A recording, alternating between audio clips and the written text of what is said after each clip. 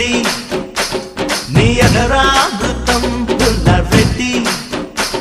అర కేజీ అప్పుగా ఇస్తే కడత వడ్డీ మీద వడ్డీ నువ్వు విసిలేస్తే